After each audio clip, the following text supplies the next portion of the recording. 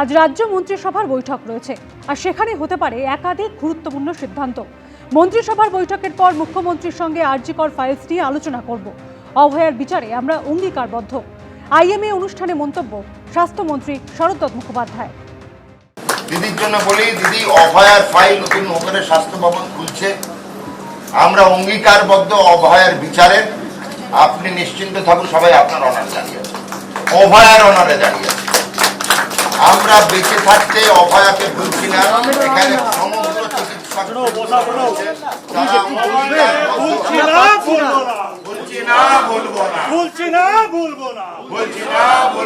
অভয়ের বিচার চাই, বিচার চাই, বিচার চাই, বিচার চাই, বিচার চাই, বিচার চাই, বিচার চাই।